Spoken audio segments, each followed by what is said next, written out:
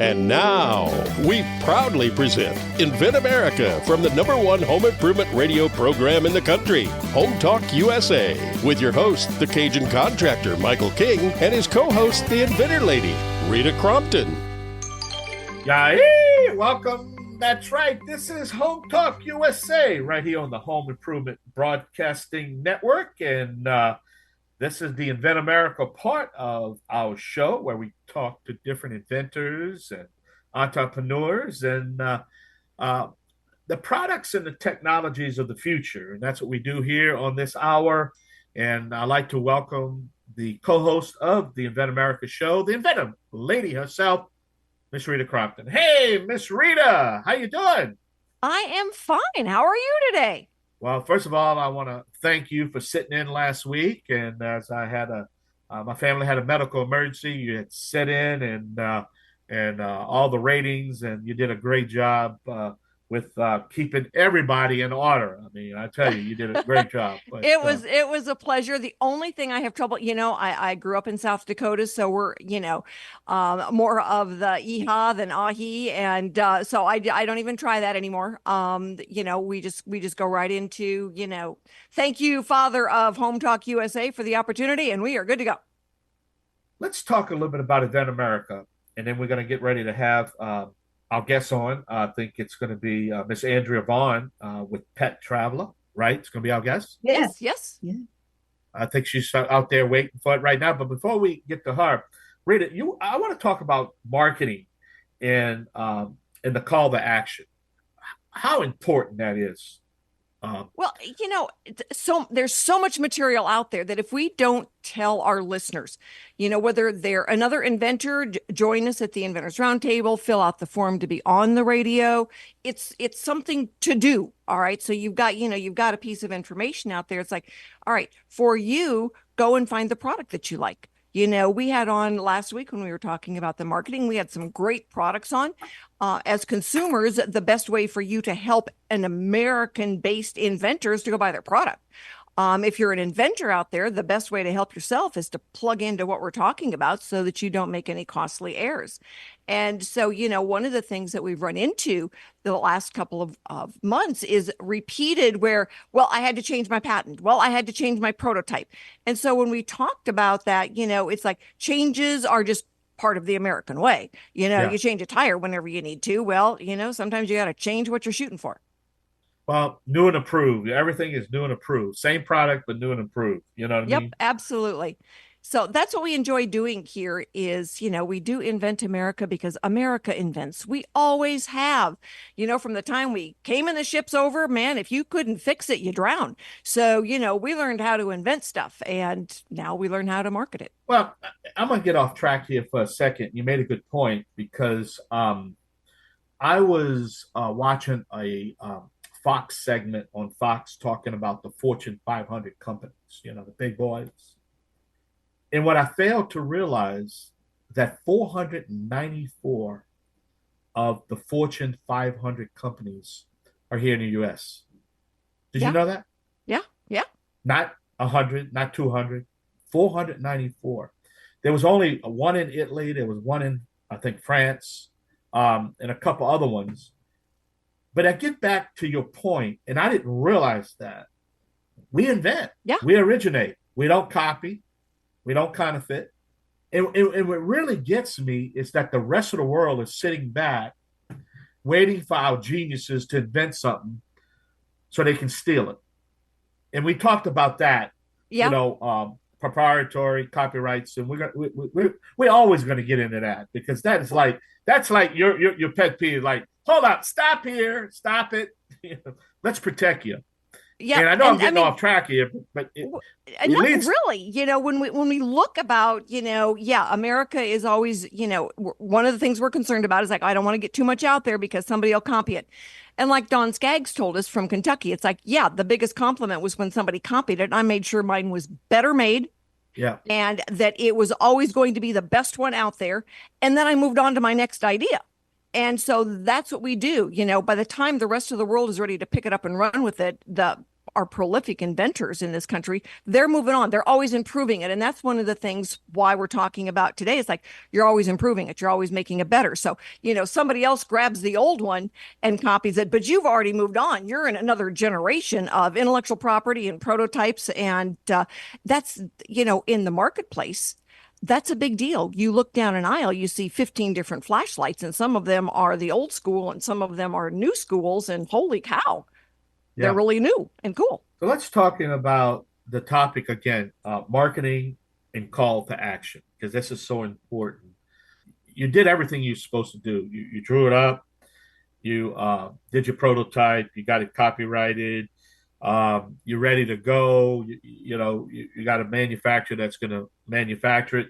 Now you have to distribute it, regardless if you distribute it through a licensing agreement or if you decide to distribute yourself. But the marketing of the product itself, you're only going to have one chance of this. You follow me? You're only going to have one chance of this. And it's the story you tell to get people's attention. I get so many inventors that will start out with their life story. It's like, nope, 15 seconds. Tell me what it is. What problem did you solve and how did you solve it? And that's where the marketing starts. And so that's what we look at. And that's how I help, coach the inventors. When we go to the trade show, and we're going to get Stephanie back on to talk about ASD Market Week coming up in August. And it's like somebody's walking by, they're time's a ticking. And so we look at that 15-second, information piece on what problem did you solve? How did you solve it? And the price, can you make it at a price the consumer is willing to pay for it? And then they will ask questions if they want to know more. Yeah. But that's really critical. The guy that invented the flashlight that wraps around the pole. All right, everybody knows light's coming out of the end of a stick, but the one that wrapped around the pole was really cool. So we look at always making products better. We look at, the options of where they're made, and then the call to action. Go buy it. Well, get your next service provider. It's as simple as saying American manufacturers, we just make our products better than foreign products. Except, I got to make one exception, because the auto industry, they literally screwed themselves, because I could do a whole show on that. But at the end of the day, we're just talking about regular household products, technology, things like that, know. And we had a lady that wanted to do a flagpole, very simple flagpole, wanted to do it in the U.S. All right. It was going to be $125 just for the pole to be dumped in her yard, which is ridiculous. So we had to go to China. There are just times when you don't have an option. And so she went to China. All right. It was going to be $6.75, and that came boxed and everything on a pallet. And they were shipping the aluminum from the U.S. to China to make it. So there are just some times. That's the point I'm making. It's just a killer. Raw materials. It's shipping here raw, bringing it back. It's just an amazing process. But at the end of the day, I teach that. Sometimes you just have no choice about the raw materials, because not just China. Raw materials can come all over, and it depends what you need. Absolutely. We had some guys working on a toilet, and they were going to make it in China. I said, did you know the majority of the porcelain comes from Mexico? And they go, oh, no, missed that one. Yeah, well, look at the American flag. Okay, I'm watching a Fox. I know I'm giving Fox all this free advertisement, but at the end of the day, I'm watching a commercial on the American flag, and they explain why the American flag is better than a flag that is an American flag that's stitched in China and coming back. You know what I'm saying? And just the flag itself and the features and benefits of the technology that went into constructing a flag. And this is a flag. But when you break it down, Old Glory is going to sit on that pole, and she's not going to wither away if you buy this flag from an American company that they build. Amazing. Yep. See what I'm saying? That's for sure. That's for sure. So that's, those are the things that we look at, is how do we always make it better? Do we need to update intellectual property? Do we need to go to another version of the prototype? Those are all, the big critical things for the inventor to keep it better, and your marketing message on track. Sometimes we look at a different, altering the message. But tell us about our show, though, our guest coming up. All right. So our first guest is Andrea Vaughan. She did the Pet Traveler, and we made some changes to that, and she had to file a CIP. And then our next guests are Rick and Darin, and they are from the Northeast. And so they've got a really cool product, a new. All right. It's called the Perfect Caster. So you can teach a 5-year-old to cast in 60 seconds or less. It's really cool. All right. So we got a great show. So we're going to have to take a short break and we're going to come back. We're going to have Miss Andrea Vaughan, right? She's going to be our guest. Yes, Well, I'm she excited is. to talk to her. And don't forget, though, we're going to have to take a short break. Visit Home Talk USA. Got to pay some bills. And don't forget, at the top of the hour, that's right, we're going to have the Made in America guy himself, Mr. Greg Owens, is going to be on Home Talk USA. We're going to talk about the Made in America show that we just launched here on the Home Talk USA radio family. So I'm excited about that. All right, we're going to take a short break. We're going to be right back. Yay!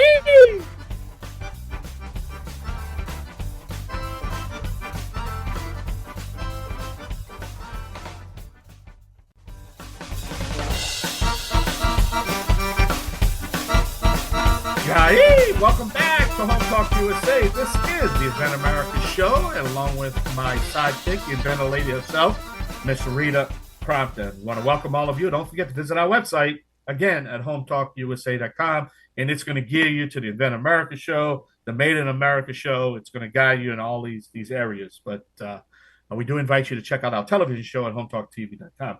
All right, Rita, man, who's our first guest? Our first guest today is Andrea Vaughan. She is an inventor, went with us to ASD Market Week for the first time last March. And her husband went. She had then a prototype. It was her first one, just newly patent pending. And it was a great show for Andrea. So, Andrea, thanks so much for being with us. I want you to tell everybody about the Pet Traveler on Wheels. Well, thank you first for having me. This is great. Appreciate it. The Pet Travel Feeder on Wheels is a product because of what the issue was I was running into at the kennels is they wanted the dog foods portioned out for the daily feedings. And there was nothing like that. We went through a lot of baggies. So it is best described as a food carrier for pets. It can be wheeled like luggage or carried as a backpack to accommodate the hands-free environment. It also holds food for up to 2 weeks. The compartments are reusable and interchangeable. And there are accessory packets as well that are like mesh, full mesh, and a water bottle holder, and other areas where you can put pet information, a veterinarian, contacts, and other medical information, medications, that type of thing. So it's like a travel luggage for pets. Right. And when we were out at the show, all right, one of the things that we realized was that, and because there were so many luggage people there, we thought, all right, if this can be made as an insert for a standard size piece of luggage, it's going to cost a lot less. And that then led to, the idea, it's like, well, shoot, if we can do that, then we could make it for beauticians or medical caregivers or artists or teachers having a whole bunch of stuff there going back and forth. So the insert then could be used in different industries. Well, this led to another step. What was that, Andrea? Well, we came up with the CIP, which is the continuation in part for my patent, which is the transferable and removable insert.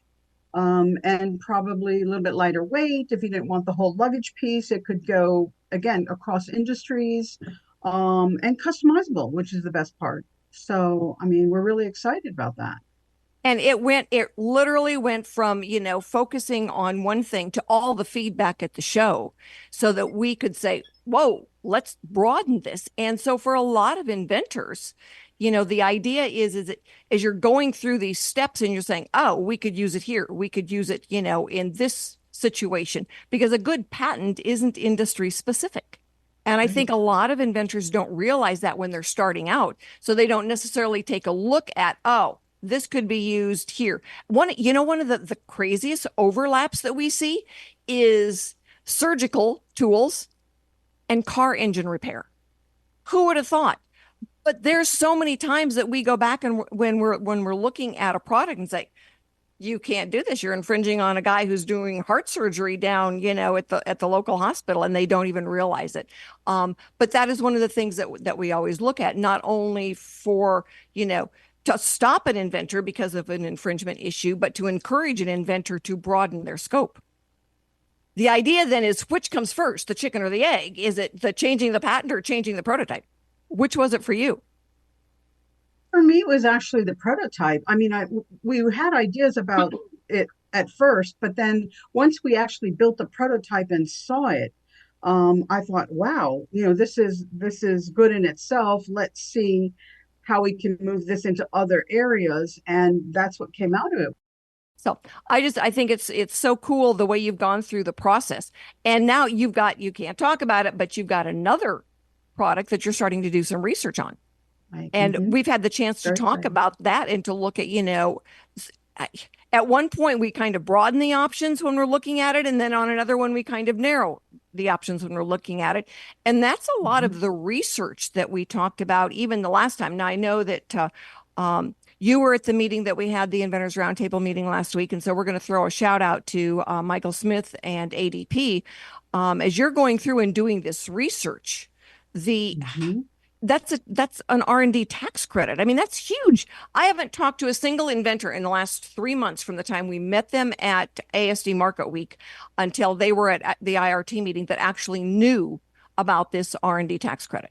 Yeah, it's very exciting. It's wonderful for us inventors, for sure. And so when you keep track now of your new research, you've already got one product out there you get to take as an R&D tax credit. Now you've got another one. Yeah. So I'm looking forward to it. Yeah. Your background was in accounting. How did you get from accounting to creating? Well, I was in my heart a very creative person, loved making things.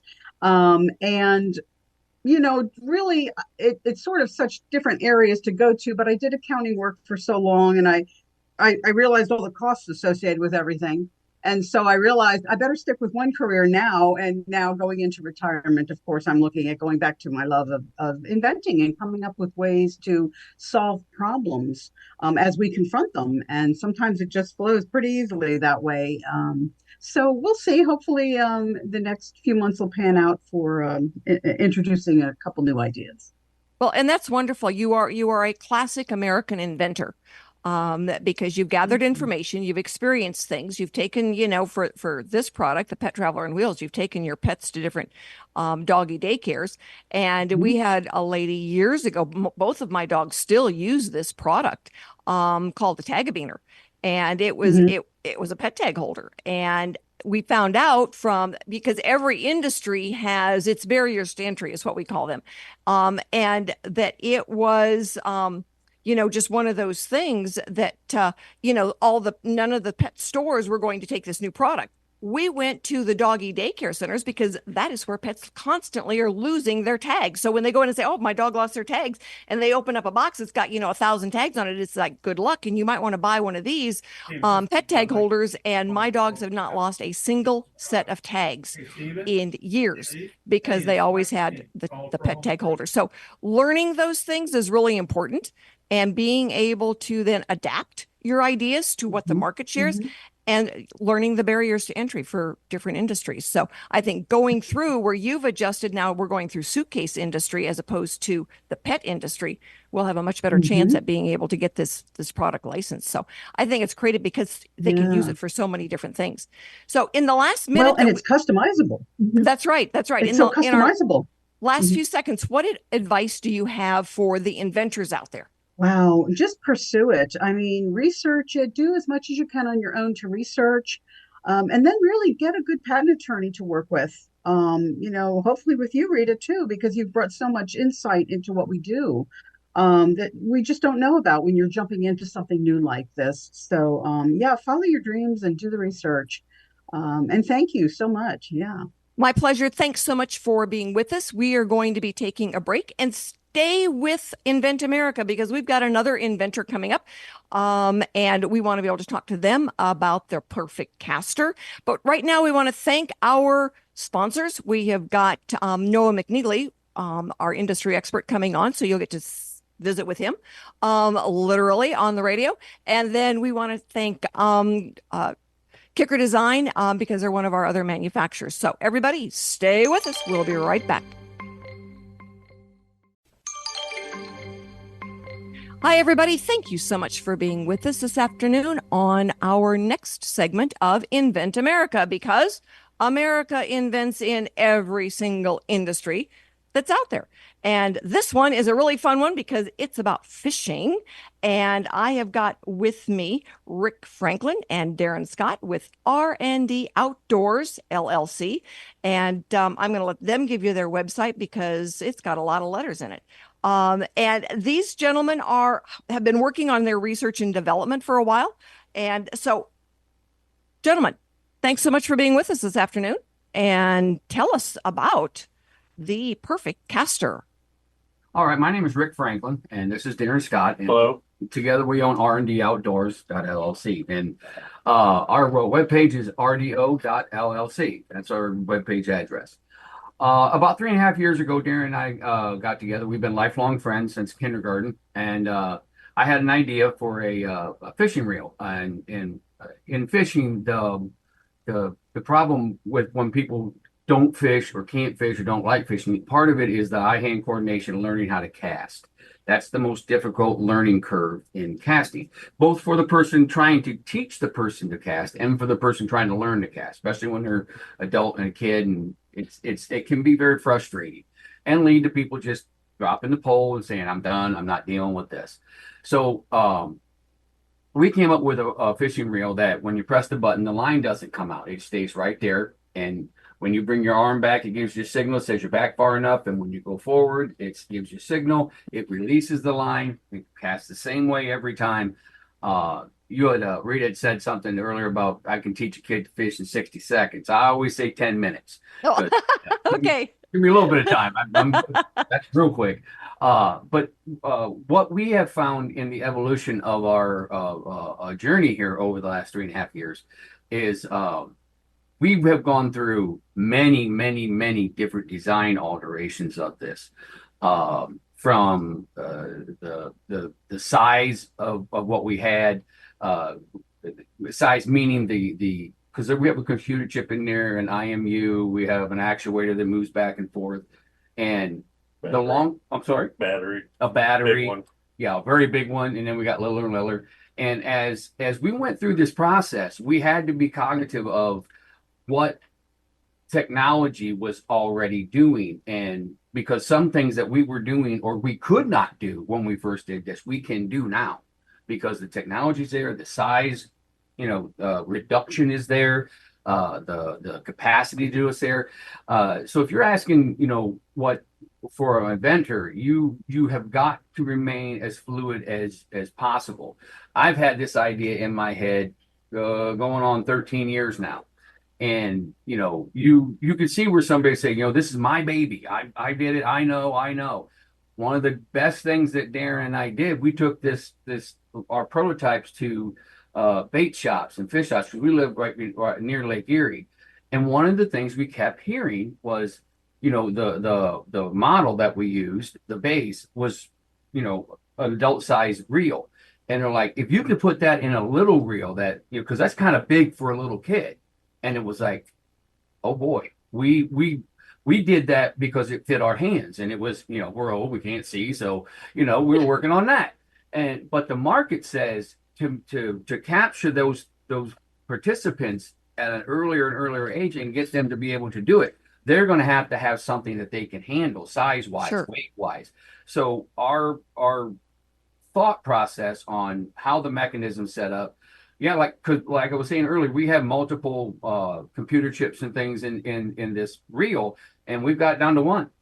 There's no wires anymore. We used to have a wire that come out of the back of it to an external power source because they hadn't figured out the battery. Now we've kept examples of all those because someday we feel we're going to be successful and we're going to have a museum, and we're going to be able to show people all the different things that we've done.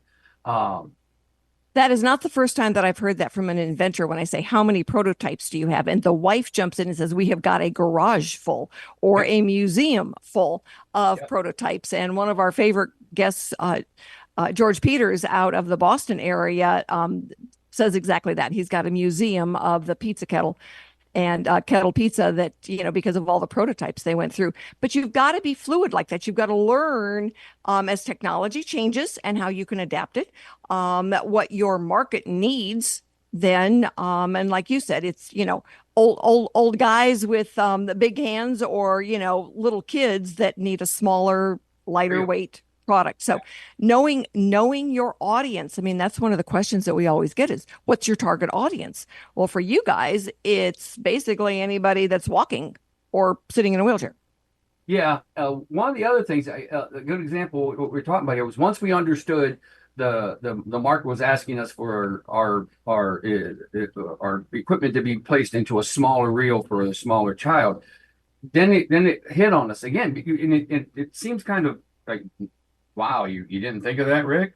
But it's one of those aha moments until you keep going over it. You're like, oh, I forgot that thing. Those lighter reels, if somebody is really old, I mean, like 80, 90, even 95, 100, I mean, they don't have the muscle mass that everyday people that are in their 50s do, or 30s. Or if they have a physical disability, they're going to have a lighter setup so they can still raise their arm up and do, because sometimes it's just raising their arms a difficult situation. Yeah. So we have to be able to think from our customer's point of view, what would they need or what would best fit them without being, I'm not in a wheelchair. I haven't had a stroke. I'm not 95 years old, but I have to try to think from those points of view to go back to Darin and go, look, this, and this. Can we try that? Can we try over here? Yeah. And you're exactly right. My brother-in-law has got MS. He loves to fish. They were in the Rocky Mountains in Colorado for 40 years, and they love to fish. And he's got MS real bad. And a lot of it is he still can move his arms, but he doesn't have the motion to cast. And so this would be a perfect product for him. And Darin, so come down and we're going to meet him, and we're going to get him hooked up with a couple of these and get him on the water. We'll get him in the water. We'll get him catching brim or whatever you guys are fishing for down there. Well, we've got lots of good spots down here in Tennessee. That is for sure.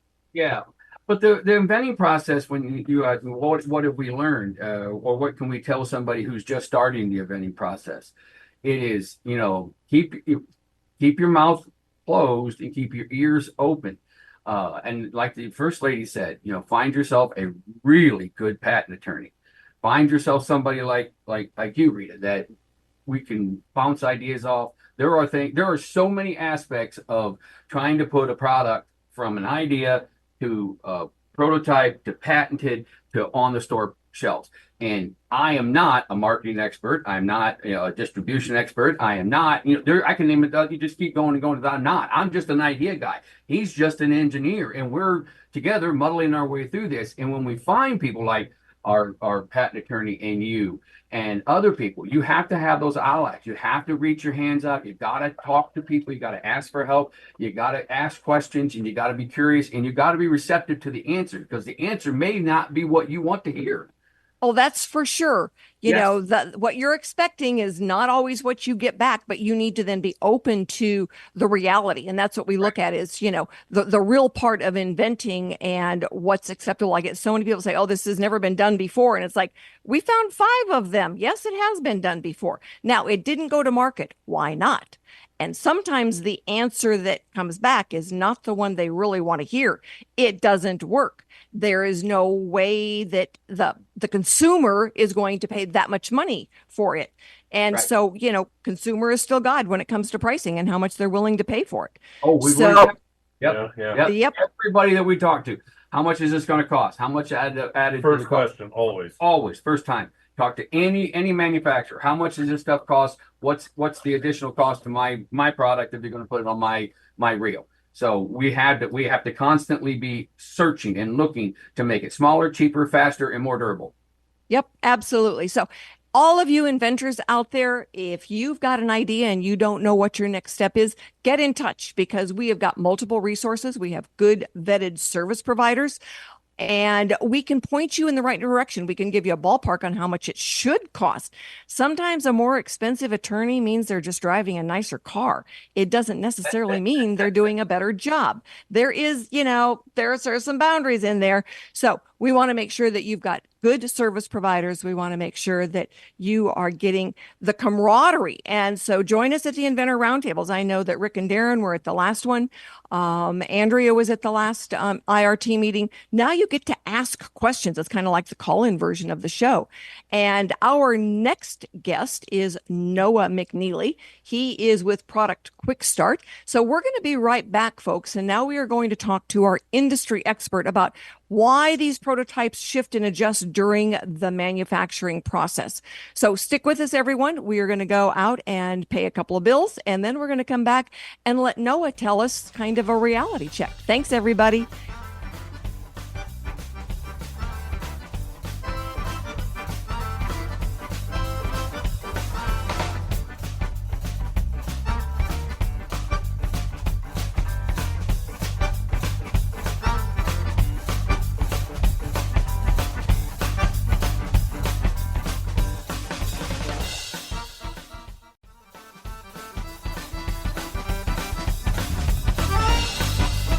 Happy weekend, America, and we are so glad that you are with us this afternoon while we talk about America inventing, because we have always done it. We always will. We make products, we get them to market, and we need people like Noah McNeely, who is the CEO of Product QuickStart. He is a product development expert, has been doing this for a long time. And, inventing is a process, really, where we go through the different stages, figure things out, and then we get to the part of, all right, I've got my sexy prototypes, and now what? So, Noah, thanks so much for being with us this afternoon. We appreciate your expertise and being a sponsor. Holy cow, you are a sponsor of Invent America. Thank you so much. Yeah, it's my pleasure, and I really appreciate what you do for the inventor community. You and I have both been helping inventors a long time. We've seen so many people do so many of the wrong things and get taken advantage of. So it's good to work with another positive player. Well, thank you. It is a pleasure to work with you as well. And we had several clients that I had sent to you at ASD Market Week. You've got they come to you with, sometimes a rough napkin version of it, sometimes duct tape and cardboard. Sometimes, the rapid prototype, a little bit more of the proof of concept, and you take them down the rest of the road. But why is it so often that proof of concept prototype is not considered now a manufacturer's prototype? Yeah, so I think there's a lot of misconception amongst inventors that haven't done this before as to what prototyping is, what it's about. They hear this thing about prototype. They watch Shark Tank and people show these things or whatever it is. In their view of what a prototype is, it looks like, works like, it's the real thing. Nobody can tell the difference. That is what I would call a manufacturer prototype, a factory prototype, a high fidelity prototype, a trade show prototype. Call it whatever you want. But that's basically, by that point, you better know it works. You're not trying to figure that out. Proof of concept, however, that's what people do first. And you're right. I've seen people come with duct tape, Play-Doh, paper towel tubes, the whole 9 yards. That's all fine. Those are all proof of concept prototypes, all the way up to the more sophisticated ones we can do with 3D printing and machining and casting, all sorts of other things. Those are all about learning something you don't know about. Well, the proof of concept. You have to prove that the concept for how this works, what it does, that it actually does that. It doesn't have to be pretty, doesn't have to be in the right materials, doesn't have to weigh what it's going to weigh. All those things we get to down the road, and all those things are a lot more expensive to prototype exactly the way it's going to be when it comes out of the factory. And 99.9% of the people that aren't in this industry, that aren't me, they're not going to be able to tell the difference. Yeah, we had one of the ladies at the trade show, Wendy Short, with the Float No More. She had the sexy prototype where it looked really good. It looks a lot like the finished product, but it was not yet the manufacturer's prototype, because you make something out of a rapid prototype machine, and now you've got to be able to make it for mass production. Right. And sometimes those products they don't exactly line up right. They almost never do. Yeah. I can 3D print just about any shape you want. I can't manufacture any shape you want. When we look at then what is the best material to make it out of, and sometimes that requires a different way of manufacturing something. Right. Do you use then molds, or do you use tooling? Or is it a combination? I mean, at the end of the day, to accomplish what you're wanting to do, there may be 5 different ways we can manufacture that. 4 of them may not be the ideal way. One of them might be the right way. It might be, it could be casting, it could be injection molding, it could be machined metal. It could be any number of things. People like me can help guide you through that decision-making process of if you do it this way, it's going to work really, really well, but it's going to be way more expensive than your market can afford. Or we do it this way, it's going to work the way you need it to, but it's going to be a lot cheaper. There are a lot of different dials we can turn there. And it's not always about, just picking the most expensive process. Sometimes the most expensive process actually produces a inferior part based on what you're trying to do. Yeah, I think one of the big things that has changed in the last 10, 15 years is that for somebody to get a product made, they used to go and have to a lot of times have the mold done so they could make the first one. And now rapid prototype has simplified those proof of concept prototypes dramatic. I mean, it might cost you $600, but now it's not $6,000 for the first prototype, because a lot of times it's like, holy cow, it's got to open left to right instead of top to bottom. And you don't know that till you've got the proof of concept prototype there where you can play with it, work with it. It's got to be bigger. It's got to be smaller. It's not going to work this way. And so that's one of the things that you help with is now the actual workability of a particular type of prototype. They go into the garage, they build it, and they're like, oh, it's got to open this way. But then we make this prototype and they realize, oh, if it opens this way, half the people can't use it. So now, like I said, now it goes the other way. So, or whatever it is, there could be a million things. It's always something you don't expect. Yeah. So I know that, we're going to be wrapping this up. I will let everyone know what your website is. They can reach you through me. We love to have you. You're on the website as a sponsor, and our inventors cannot get to the marketplace, whether it's just for licensing or to manufacturing a short run, and they can't do it without you. And so we are very, very grateful. What advice do you have quickly for our listeners? So big advice related to this topic is don't jump to that factory level prototype right out the gate. A lot of people try to do that. It's just totally wrong. That's kind of like putting a really fancy paint job on a car that doesn't have an engine. You got to make it work first. Then we can make it pretty. Then we can make it where people can't tell the difference between it and a real product. But you don't start there. Excellent. Thank you so much, Noah. Everybody out there joining us at the IRT meetings. And if you've got any questions, we will certainly pass those on. We'll get Noah to join us at one of the meetings so people can ask him questions. And if you would like to be on the radio, please fill out the form and get it back to me, because I call you on a Friday night when I'm looking for somebody. Guess what? You're going to get a call from me saying, join us on the radio. So, Michael, do you want to join us on these last few seconds? You've got any closing remarks for us? All right. So, everyone, I want to let you know that our program next week is already getting lined up. We're going to be talking about packaging. All right. Packaging can make you or break you. And we've got a new company, Packwell, out of California. All of their packaging is made right here in America. And that is so awesome. We love it. And so Robin is going to join us, and they are also sponsors now for Invent America. And so we are going to get them on to talk about packaging can really make a difference. If the consumer won't pick it up, they're not going to pay for it. So that is what we're going to be talking about next week. I want to thank all of our guests today for getting participating with us, and for all of you listeners out there, your call to action: go to the website, listen to some shows that we've already recorded, and go and find your favorite product and support America Invents.